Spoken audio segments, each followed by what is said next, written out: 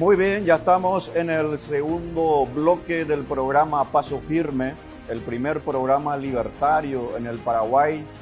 Y hoy tenemos el honor de contar en la entrevista que vamos a llevar a cabo con el más grande intelectual de las ideas de la libertad en habla hispana, el profesor doctor Alberto Venegas Lynch, hijo.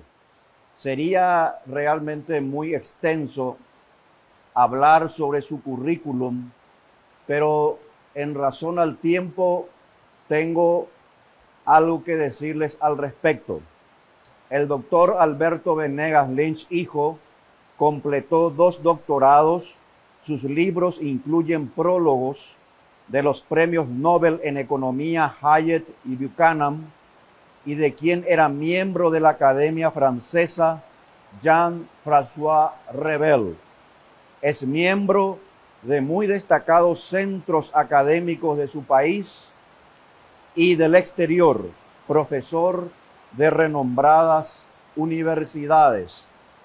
Estamos con el que el presidente actual de la Argentina lo considera el prócer, el que ha llevado a cabo a la cabeza con su liderazgo intelectual la batalla cultural necesaria para los cambios políticos y económicos que se deben llevar a cabo en cualquier lugar del mundo. El doctor Alberto Venegas Lynch fue además mi profesor en la maestría de economía y para mí realmente es mi maestro. Y es maestro de muchas generaciones de personas en toda Latinoamérica y obviamente también en Europa y en otras partes. Así que este es un motivo de orgullo para este programa, contar con el maestro Alberto Venegas Lynch. Muy buenas noches, mi apreciado doctor. ¿Cómo está usted? Muy bien, muchas gracias. Muchas gracias por esa generosa presentación y un gran gusto estar en este programa. Muy bien, Alberto.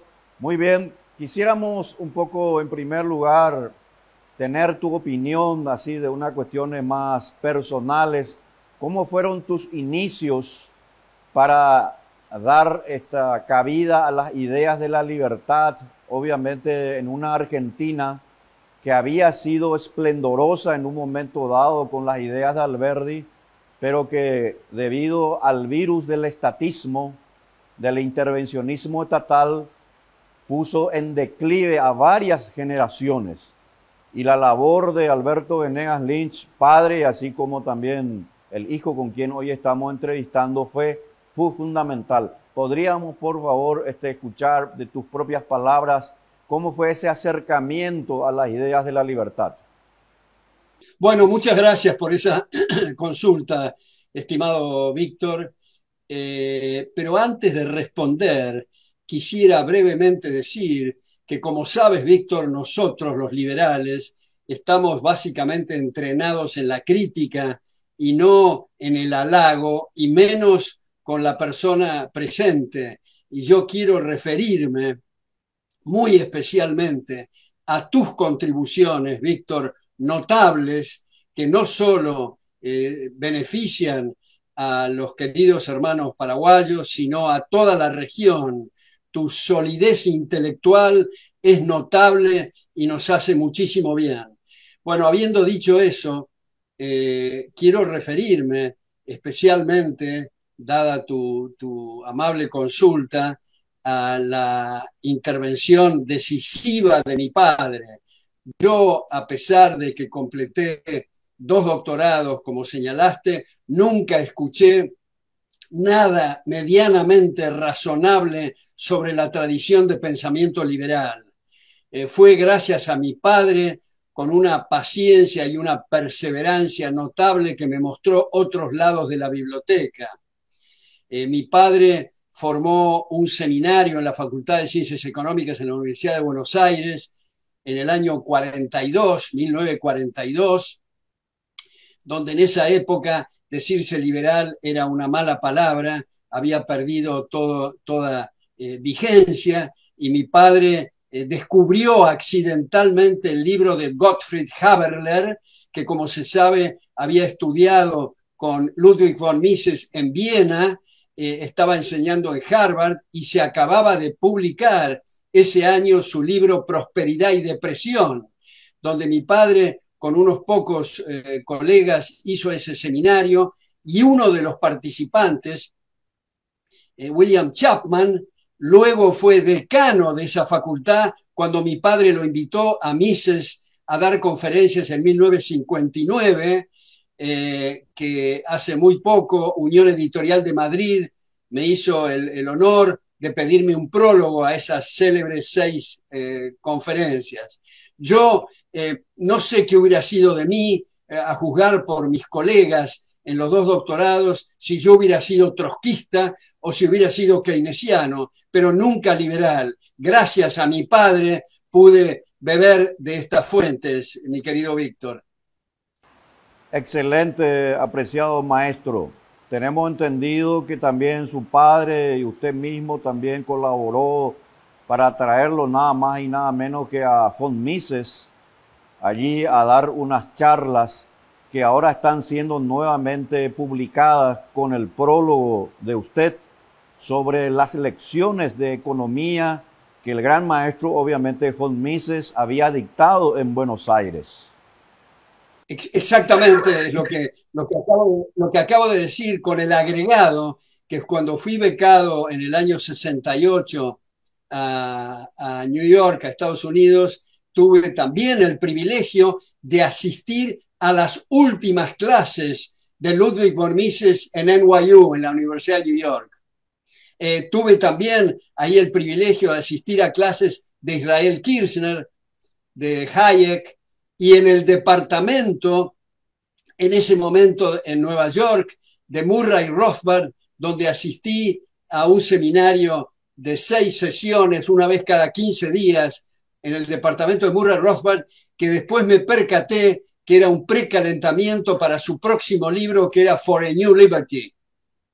Extraordinario, extraordinario. Sin duda alguna, estamos hablando con Alberto Venegas Lynch, hijo, el más grande intelectual en habla hispana sobre las ideas de la libertad. Y quiero empezar ya básicamente esta entrevista, mi querido maestro, que usted nos pueda explicar aquella definición hoy ya conocida a nivel mundial del liberalismo y que el propio presidente de la República de la Argentina, Javier Milei, lo conceptualizó como el nuevo contrato social con la Argentina, a partir de la definición que usted había dado.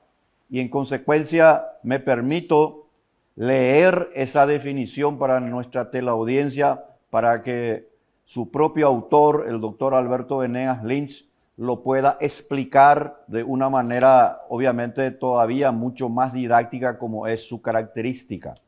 Dice así: el liberalismo es el respeto irrestricto del proyecto de vida del prójimo, basado en el principio de no agresión, en defensa del derecho a la vida, la libertad y la propiedad, cuyas instituciones son la propiedad privada, los mercados libres sin intervención estatal, la libre competencia y la cooperación social. Alberto Venegas Lynch, hijo. Realmente esta definición es para todo un seminario, mi querido maestro. Tendríamos que hacer incluso charlas y escudriñar cada frase nuevamente de esta definición. ¿Usted nos podría dar una suerte de conceptualización básica en este primer bloque sobre su definición? Bueno, sí, cómo no, Víctor, esa definición que fabriqué en uno de mis primeros libros. Mi primer libro fue Fundamentos de Análisis Económico, que lleva prólogo de Hayek, como tú dijiste, y prefacio del exsecretario del Tesoro del gobierno de Estados Unidos, William Simon. Pero en uno de mis primeros libros fabriqué esa definición que tengo la enorme satisfacción que muchos intelectuales que aprecio la han reiterado, comenzando por la generosidad del presidente Milei, que como dices, la citó cuando asumió el 10 de diciembre en las escalinatas del Congreso y aludió a una serie de cuestiones domésticas de gran importancia y refería al contrato social vinculado a esa definición que fabriqué, como digo. Y luego pongo como una nota a pie de página, conviene subrayar muy especialmente la extraordinaria conferencia en Davos, que ya no se refirió a cuestiones domésticas, sino a cuestiones universales, que fue un discurso aplaudido por todos los rincones del planeta. Cierro esta nota a pie de página y digo, en esa definición, yo subrayo muy especialmente la palabra respeto. Eso no quiere decir, pongo en negritas y subrayo, no quiere decir que adherimos al proyecto de vida del vecino. Más aún, nos puede resultar repugnante, pero si no hay invasión de derecho en una sociedad abierta, para utilizar terminología popperiana, no hay la facultad de recurrir a la fuerza. En una sociedad libre la fuerza se utiliza solo de carácter defensivo. Y por último, agrego, Víctor, que no recurro a esa expresión que ha sido tan generalizada y utilizada con la mejor buena voluntad de tolerancia, porque me da la impresión que tolerancia encierra cierto tufillo inquisitorial que estamos mirando desde la loma y perdonando o tolerando los errores de otros. Por eso utilizo la palabra respeto, porque los derechos no se toleran, los derechos se respetan. Acá abajo de mi computadora tengo una enorme leyenda que dice Nullius in verba, que es el moto de la Royal Society de Londres, que quiere decir no hay palabras finales. El conocimiento no es un puerto, sino una navegación permanente. Sin duda alguna, sin duda alguna. Rescato también aquí de la definición, porque como ya dije, esto es para hacer todo un seminario, para conversar, hacer un coloquio, como lo venía haciendo también el gran profesor Manuel Ayau en la Universidad Francisco Marroquín, donde precisamente el doctor Alberto Venegas Lynch fue profesor invitado y de gran relieve para el inicio de esa gran universidad y la única en el mundo de carácter liberal.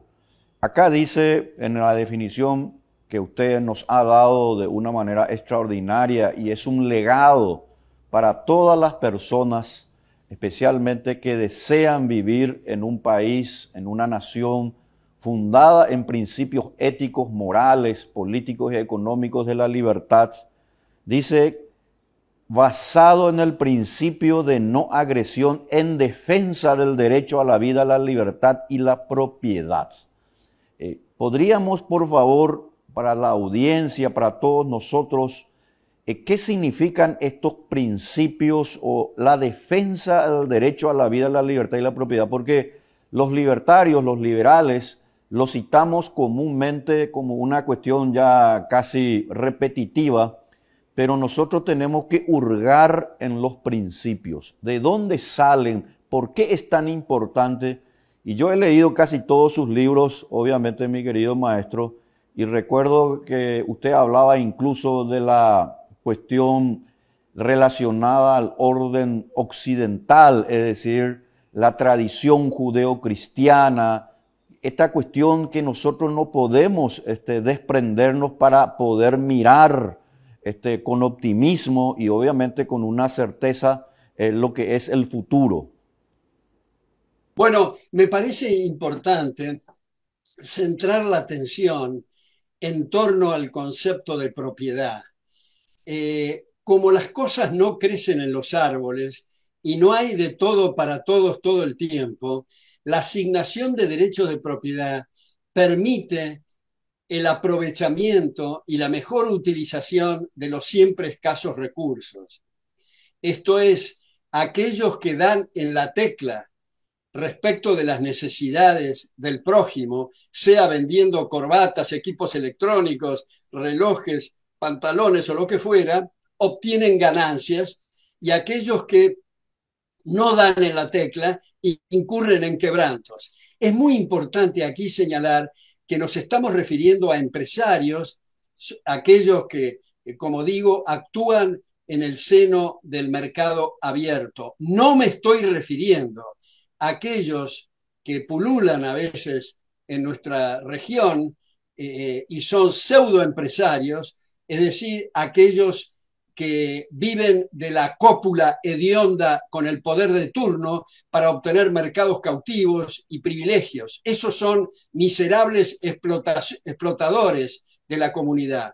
Sin embargo, los empresarios, en el sentido del mercado abierto, son benefactores de la humanidad. No es que estén haciendo beneficencia porque están actuando en su interés personal para mejorar su patrimonio, pero para mejorar su patrimonio es indispensable servir al prójimo. Ahora, como ha explicado también Ludwig von Mises, mi maestro, en el año 1920, si se decide abolir la propiedad, como sugiere Marx y Engels en el Manifiesto Comunista de 1848, desaparecen los precios, porque los precios expresan arreglos contractuales de transacciones de derechos de propiedad. Donde no hay propiedad no hay precios, donde no hay precios no hay propiedad. Entonces, como he puesto el ejemplo muchas veces, si se ha abolido la propiedad, no sabemos si los caminos tienen que construirse con asfalto o con oro. Y si alguien levanta la mano y dice que con el metal aurífero es un derroche, quiere decir que recordó cuáles eran los precios antes de abolir la propiedad. Ahora, en nuestra región y en el mundo, mi estimado Víctor, no se llega en gran medida en el llamado mundo libre a abolir la propiedad, pero sí los megalómanos de turno intervienen en la propiedad, intervienen en los precios y en esa medida están desdibujando, están prostituyendo, están degradando esas señales que son los precios, con lo cual hay derroche de capital. Y acá viene otra cosa importantísima. En la medida que hay derroche de capital, los salarios e ingresos en términos reales de todos, pero muy especialmente de los más necesitados, bajan. O sea, es un atropello a la gente más pobre, a pesar de que los demagogos que conocemos siempre han dicho que sus intervenciones inauditas son para proteger a los más débiles, cuando en realidad los están condenando miserablemente a la pobreza y a la miseria más espantosa. Extraordinario, extraordinario. Sin lugar a dudas, estamos hablando realmente con la luz más brillante del liberalismo, a mi modo de ver, incluso universal, el gran maestro Alberto Venegas Lin, hijo. No se vayan, vamos a un corte de 2 minutos y volvemos.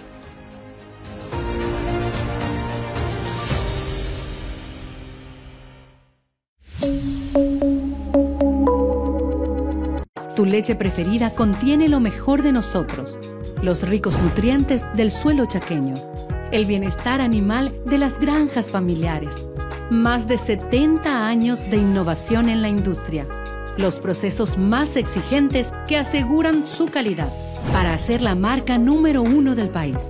Lácteos Trébol, 12 años consecutivos en el Top of Mind. Lácteos Trébol, nutre tus emociones, con la garantía de la cooperativa Chortizer. En pleno centro de Villamorra de Asunción se encuentra el Apartotel Maison Suisse. Con 22 habitaciones cómodas y cocina incluida, además de recibir todas las atenciones propias de un hotel. Piscina, quincho, servicios de desayuno y mucho más. Apartotel Maison Suisse, un pedazo de Suiza en Asunción. Malutín 482 y Moisés Bertoni. Haga sus reservas al 0983-669-444 o escriba a aparthotelmaisonsuisse@gmail.com. Aparthotel Maison Suisse, símbolo de confort y cultura, con calidad suiza. El laboratorio FECOLAB brinda información fiable sobre la calidad y la seguridad de los alimentos procesados en las diferentes etapas del proceso de fabricación, así como en el producto terminado. Desde FECOPROD confiamos que nuestro laboratorio FECOLAB se posicionará como un referente en el análisis y evaluación de los productos lácteos y otros alimentos, y de esta forma seguir brindando la confianza y el respaldo a todas las empresas que apuestan por nuestros servicios.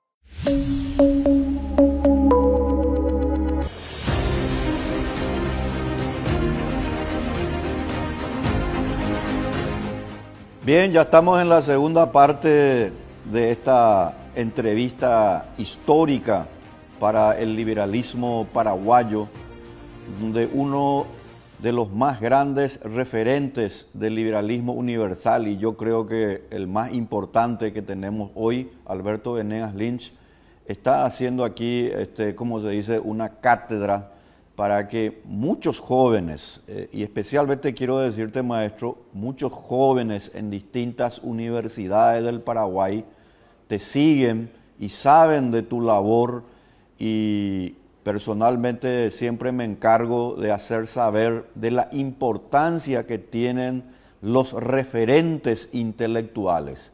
Yo recuerdo que una de las frases que siempre me quedó de los libros que fui leyendo, y uno obviamente lo va repitiendo porque es realmente algo sensacional y muy oportuno siempre, es la famosa frase también de tu colección: hacer correr el eje del debate. Ese es un tema fundamental, porque acá la gente habla de reformas, de cambios, etcétera, pero acá lo fundamental son los principios y los valores. No hay forma de cambiar algo y de manera sostenible en el tiempo sin principios. Se podrá cambiar un tiempo, pero nuevamente se va a volver atrás si no se comprende realmente esos principios. En consecuencia, ese tema de los mercados libres sin intervencionismo estatal, sin intervención estatal, ¿qué significa, maestro? Bueno, yo creo que para empezar, estimado amigo, creo que hay que recordar a Alexis de Tocqueville, no en su libro más conocido, La democracia en América, sino El antiguo régimen y la revolución, donde dice Tocqueville que en aquellos países que han tenido progreso moral y material, tienden a dar eso por sentado, como si fuera algo automático que viene del aire. Esto me parece muy importante referirlo a muchos países que han tenido, sí, progreso moral y material, y se han dejado estar. Y ese es el momento fatal. Yo a mis alumnos les digo, puede parecer una exageración, pero no es, que antes de acostarnos a la noche tenemos que preguntarnos qué hice hoy para que me respeten.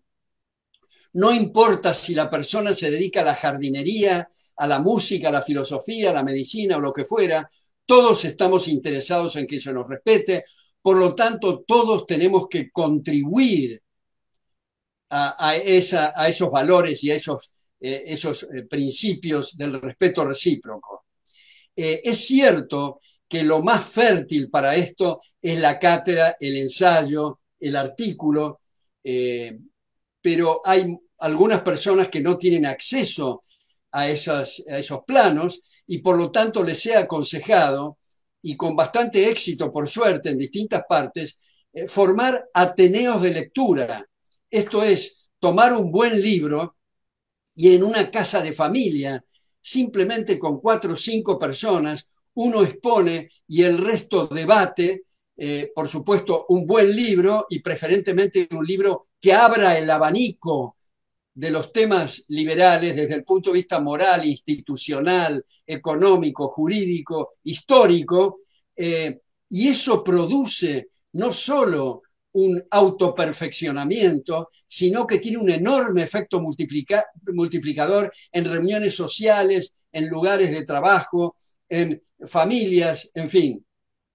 Eso me parece muy importante subrayarlo. Ahora, cuando estamos hablando de mercado, tenemos que subrayar que no es un lugar ni una cosa, sino que el mercado somos todos nosotros. El mercado es el sacerdote cuando va a comprar su sotana. El mercado es cuando tomamos el desayuno y abrimos la heladera y nos servimos pan con mermelada. Todos esos hay contratos de compraventa. Cuando llevamos los chicos al colegio, contratos de transporte, contratos de educación.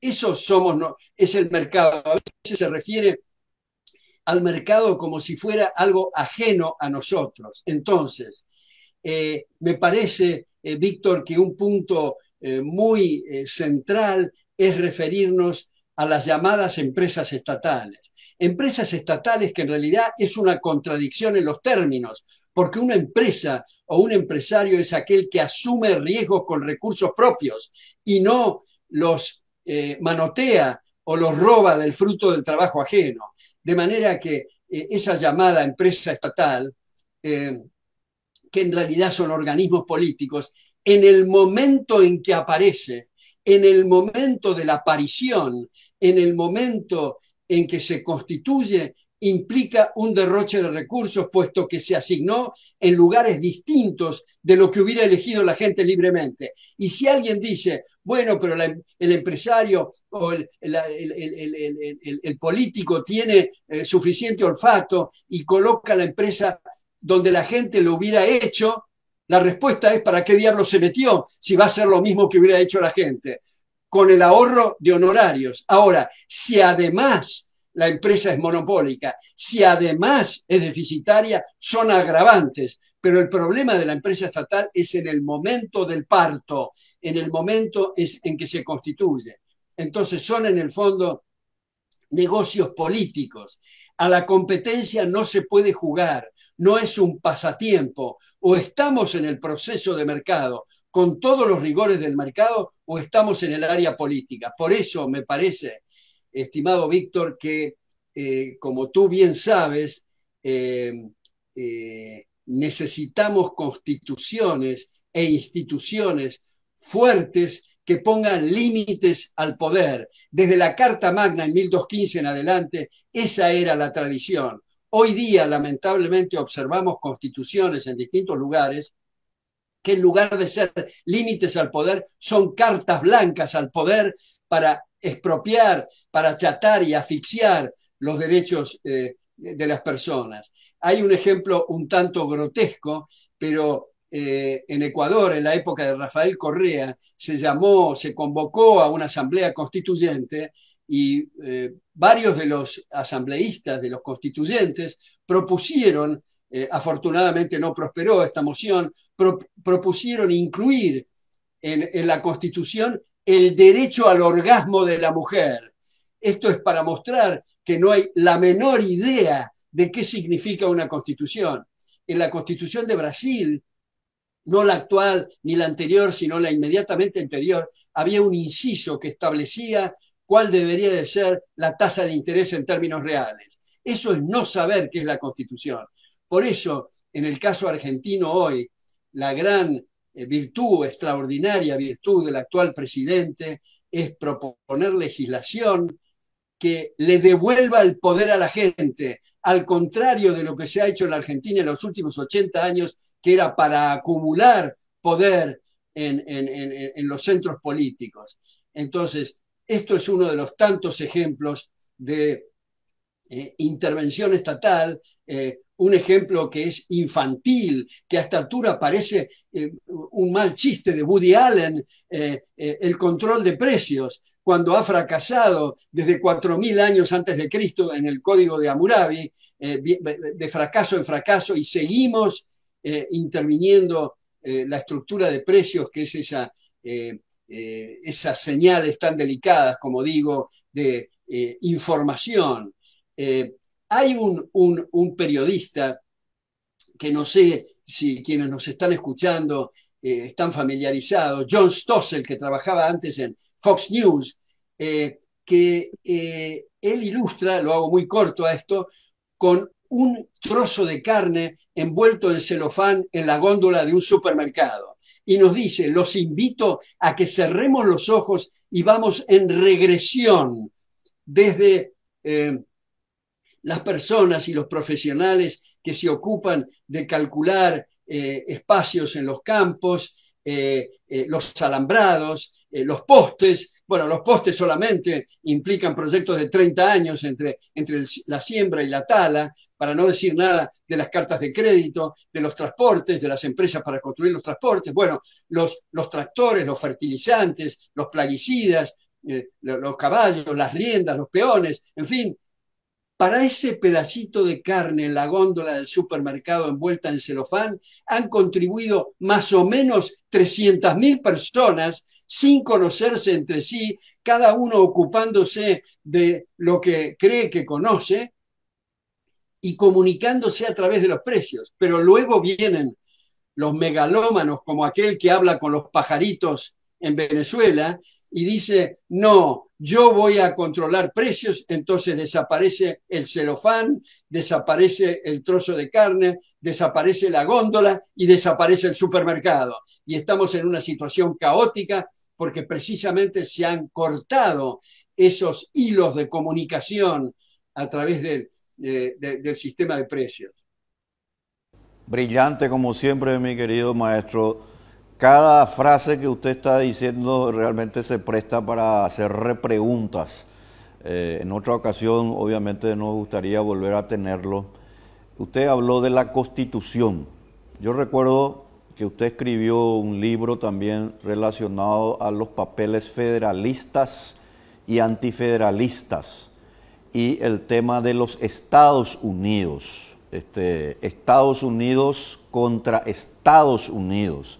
Esos son temas relevantes, importantes para entender cómo lamentablemente cuando se van desconociendo, relegando, se dejan de lado en nuestro centro de estudios y ya no tenemos hombres y mujeres republicanas, liberales, que defiendan los principios.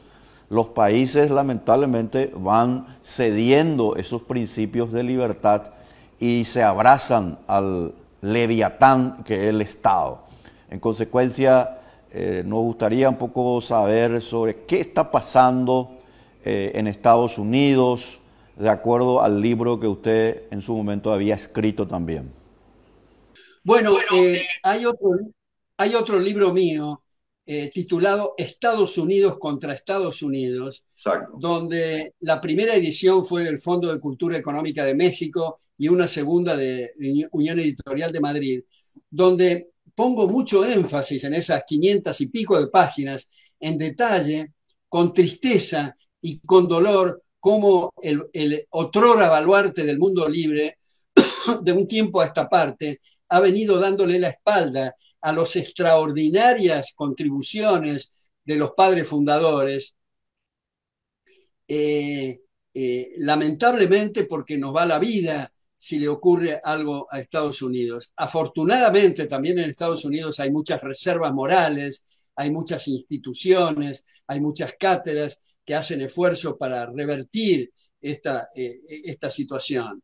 Pero nosotros en la Argentina copiamos Juan Bautista Alberdi, el mayor inspirador de la Constitución Liberal de 1853 en la Argentina, tomó como modelo Estados Unidos y en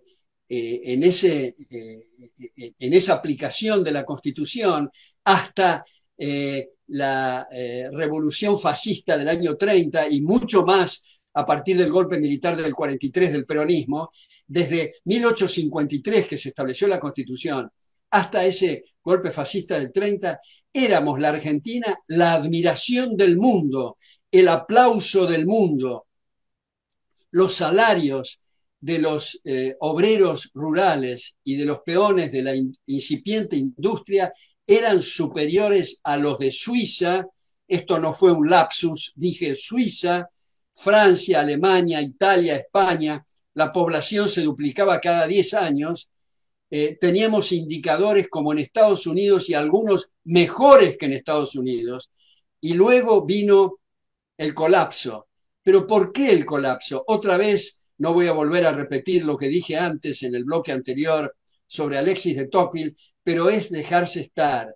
Es tomar las cosas como si estuviéramos en un enorme teatro, sentados en la platea, mirando al escenario y diciendo que los que están en el escenario son los responsables. Los responsables somos cada uno de nosotros en nuestro esfuerzo diario para que nos respeten. Y eso lamentablemente se dejaron estar y en las cátedras universitarias invadió la CEPAL, los keynesianos, los marxistas, los socialistas, los mal llamados socialistas cristianos, y cuando se produjo el debate, resulta que los supuestos defensores de la libertad no tenían nada que responder porque no habían estudiado. Ahora, en la Argentina, esto se está revirtiendo en gran medida gracias al presidente Javier Milei, que no se les habrá escapado a ustedes, que su campaña electoral fue una serie ininterrumpida de clases magistrales, de instituciones, de moral, de ambientalismo, de economía, política monetaria, fiscal, laboral, de comercio exterior, etc. Un rato, doctor, vamos a un pequeño corte y volvemos enseguida. No se vayan.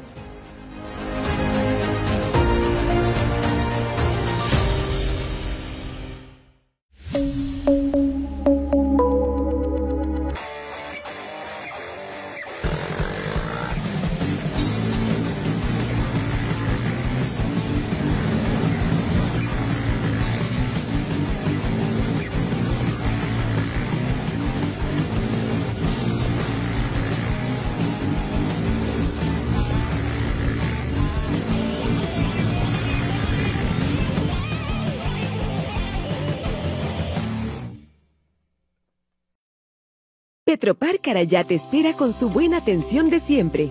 Venta de combustible, lubricantes varios, gas GLP y todo tipo de productos para el área automotriz, ofreciendo también la distribución de gasoil en todo el Chaco paraguayo. Además, Petropar Carayá te ofrece una gran variedad de alimentos de la canasta familiar, carnes, embutidos frescos y más. Visítanos en Avenida Hindenburg, esquina Carayá, de lunes a viernes de 5 a 20 horas y sábados de 5 a 14 horas. Petropar Carayá. Estamos para servirle. Cooperativa Fernheim. Mamá es el arranque de valentía, la motivación para seguir día a día. Ella es la cuña guapa que te inspira siempre. Existen 1000 maneras de definirlas y 1000 formas de agradecerle. Gracias, mamá.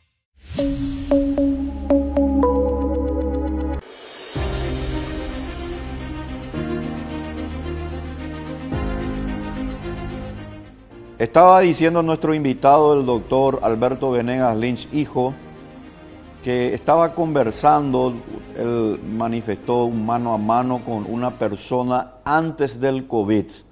Entonces, proseguimos entonces con tu disertación, mi querido maestro. Adelante. Bueno, exacto. Era un mano a mano con Javier Milei en la Universidad de Belgrano, y el aula magna estaba ocupada por 1.300 jóvenes. Hubo que habilitar 3 aulas más con pantallas paralelas, pero lo que más me impresionó no era tanto la cantidad de gente, que desde luego me impresionó y me llamó la atención, sino el tipo de preguntas. Atrás de las preguntas había mucha biblioteca, había mucho estudio, había mucha cita de autores relevantes.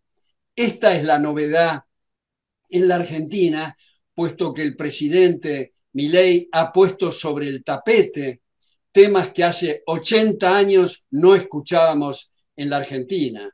Ha producido un notable corrimiento en el eje del debate de los políticos, de los periodistas, de los empresarios y de todas la gente, no únicamente, pero principalmente de gente joven que estaba acostumbrada a oír otras ideas, que dicho sea de paso, hago también una aclaración semántica aquí, que a mí no me atrae personalmente las expresiones derecha e izquierda, me suenan tan anodinas como arriba, abajo, atrás o adelante. La derecha tiene cierto olor a a fascismo o a conservadorismo. Conservadorismo no en el sentido de conservar la vida, la libertad y la propiedad, que es el tronco central del liberalismo, sino conservador en el sentido de estar atado y enredado en pesadas telarañas mentales que incapacitan para salir del statu quo. Y por otra parte, la izquierda ha renegado de sus ideales originales cuando se sentaron a la izquierda del rey en la Revolución Francesa, antes de la contrarrevolución de los jacobinos. Estos de izquierda se oponían a los privilegios y al abuso del poder, pero a poco andar se aliaron con las botas, porque el estatismo significa aliarse con la fuerza, con la violencia, con las botas, para destrozar derechos de las personas. Y digo, Víctor, que seguramente coincidirás, que salvo honrosas excepciones, hoy día en las facultades de Derecho no egresan abogados, que quiere decir defensores del derecho, sino estudiantes de leyes que pueden memorizar y repetir cuál es el número de la ley, el inciso y el párrafo, pero no tienen la menor idea cuáles son los mojones y puntos de referencia extramuros de la ley positiva. O sea, el positivismo legal ha hecho en ese sentido estragos. Afortunadamente, no en todas las facultades y en todas las cátedras, pero en muchas de ellas. Por eso se habla equivocadamente del derecho a una vivienda digna, del derecho a una motocicleta con 3 caños de escape, el derecho a minerales y hidratos de carbono, y en realidad son todos pseudo derechos, porque si yo digo que tengo el derecho a ganar 1.000, que es lo que estoy ganando en el mercado, hay la obligación universal de respetarme los 1.000. Pero si yo digo que quiero ganar 2.000, cuando estoy ganando 1.000 y el gobierno me da los 2.000, esto quiere decir que yo he echado mano coactivamente al fruto del trabajo ajeno. Y eso es un pseudo derecho. Me parece muy importante repasar los grandes maestros jurisconsultos. Yo tuve un extraordinario maestro que era Marco Aurelio Risolía, que aprovecho para recomendar su libro, que es su tesis doctoral de 1946, que se llama Soberanía y crisis del contrato, donde muestra todos los desvíos que en última instancia, como tú has subrayado también, Víctor, tantas veces, esto afecta a toda la comunidad, pero muy especialmente a los más necesitados. Yo creo que es muy importante la protección de esos derechos a los efectos de producir aumentos de ingresos y salarios en términos reales. Y no es un tema de recursos naturales. A veces se dice, bueno, hay que tener recursos naturales, pero miremos Japón, que es un cascote y el 20% es habitable, o Suiza, que no tiene recursos naturales. Sin embargo, África concentra la mayor dosis de recursos naturales del planeta y hay miseria, hambre y desesperación. El tema es de las cejas para arriba, el tema es de estructuras neuronales para comprender los grandes beneficios de la libertad. Sin lugar a duda, exactamente, es muy importante el señalamiento que estás realizando, mi apreciado maestro, porque aquí en Latinoamérica, y hablo concretamente de nuestra región, se habla de incorporarnos al mundo cada vez más competitivo. Pero yo creo, y me gustaría ahí tu reflexión, que para nosotros ser parte de un mundo cada vez más competitivo, nosotros tenemos que darnos cuenta que nuestros países tienen que establecer reglas de juego institucionales. Esas reglas de juego, como también lo estableció alguna vez, lo dijo Douglas North en su libro, y obviamente tú has escrito mucho sobre este tema. Estas reglas institucionales son claves para ordenar un país, porque acá se habla mucho, también aquí en Paraguay, de la macroeconomía, pero se olvidan del hombre y la mujer común de la calle. Y ahí es donde nosotros creo también tenemos que poner mucho énfasis, porque este tema de la macroeconomía parece ser un invento, ¿verdad?, del estatismo, donde fue relegado precisamente del comportamiento humano, que es al final y al cabo la misma economía, la acción humana, como decía el gran maestro von Mises. Exactamente, y tú has dicho, usado la palabra estatismo. Yo creo, estimado Víctor, creo que en lugar de esas expresiones derecha, izquierda, incluso populismo, que esconde el hueso del asunto, yo creo que para dividir las aguas y para aclarar bien de qué estamos hablando, es mejor hablar de estatismo o de liberalismo.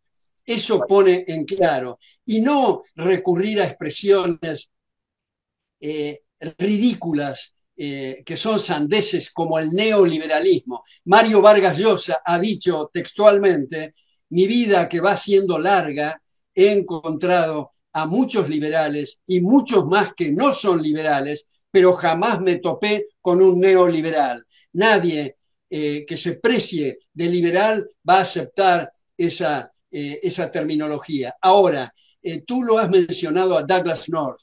Creo que Douglass North, junto con Ronald Coase y junto con Harold Debses, han trabajado especialmente en el tema de los incentivos. Cuando hablamos despectivamente, si se quiere, de los megalómanos políticos que intervienen en los procesos de mercado, en realidad no estamos haciendo una división entre gente buena y gente mala. No, eso es irrelevante. El tema, como nos ha enseñado Coase, North y Debses, es un tema de incentivos, y lo ilustro con esto. La forma en que prendemos las luces y tomamos café no es igual cuando nosotros pagamos las cuentas que cuando obligamos a otros a que las paguen. Es completamente distinto los incentivos, y de eso se trata. Exactamente, exactamente. El tema relevante que yo suelo escuchar mucho acá también en Paraguay, me gustaría que vos puedas explicarle especialmente a muchos estudiantes relacionados al derecho y a la economía, es que ambas áreas del conocimiento no están separadas, no son compartimientos estancos. Hay que entender lo que es el derecho, hay que entender lo que es la economía, porque de seguir este tipo de enseñanza donde se cree que por aquí va el derecho y por otro lado la economía, pues lo que tenemos es precisamente personas que luego ocupan cargos y cuyo único propósito es que, llegado al poder, su único objetivo es alzar más los impuestos y obviamente llevarse una buena tajada para sus bolsillos. O sea, el derecho y la economía no son compartimientos estancos, los escasos recursos siempre son parte de la cooperación social. Importantísimo lo que estás diciendo, Víctor. Yo escribí una vez un ensayo que se llama El liberalismo no se corta en tajos, donde precisamente hago ese punto, y lo quiero ilustrar con una anécdota personal. Yo fui el primer no abogado que ganó un concurso como titular en la Facultad de Derecho de la Universidad de Buenos Aires. Y cuento esta anécdota.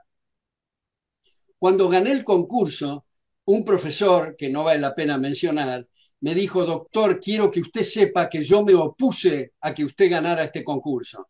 Y yo le dije: le agradezco mucho la confianza, dígame por qué. Porque usted no es abogado.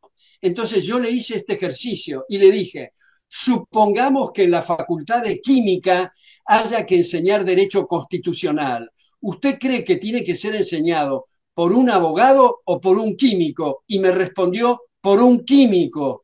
Esto de los departamentos estancos es algo que ha arruinado el conocimiento. Lo interesante es la experiencia interdisciplinaria. Es muy importante señalar que a veces en bancos se contratan a historiadores precisamente para que en la mesa del consejo directivo puedan aportar visiones distintas. Yo tengo la enorme satisfacción que uno de mis ahijados de tesis doctoral, el doctor Juan Vicente Sola, que además es doctor en Derecho, doctor en Economía conmigo bajo mi dirección de tesis, ha sido pionero en la Argentina de tomar la tradición anglosajona de Law and Economics, Derecho y Economía, porque tradicionalmente, como tú sabes, Víctor, el abogado, cuando le hablaban de procesos de asignación de recursos, decían, esa no es mi campo, pregúntele a un economista. Y al economista, cuando le hablaban de marcos institucionales, decía, eso es para abogados.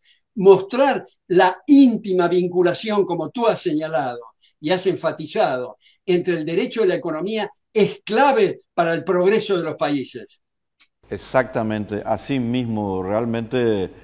Esta es una de las enseñanzas y le hablo aquí a la audiencia ahora, que yo aprendí precisamente aquí del maestro Alberto Venegas Lynch, hijo, esa vinculación que existe entre las áreas del conocimiento, porque realmente ha sido muy peligrosa la tendencia que se da en nuestro centro de estudios, donde el abogado sabe ciertamente de mucho procedimiento cuando presentar un escrito, pero no sabe del concepto de lo que es la justicia, no sabe lo que es realmente el orden social de la libertad, y en consecuencia ahí tenemos gobernantes, senadores, diputados, intendentes, concejales, etcétera, ¿verdad?, que ocupan altos cargos y que único objetivo es endiosar finalmente al Estado. El Estado realmente tiene que ser colocado en su lugar. Ahora, ¿cuál es tu posición concreta? Y vamos a ir terminando, mi querido maestro, sobre lo que está pasando ahora mismo en la Argentina. ¿Te parece que las medidas son correctas, las que se están llevando a cabo ahora mismo? Es muy importante subrayar cuál es el objetivo, cuáles son las metas, cuál es la estrategia final y cuál es el rumbo y el balance neto de la gestión.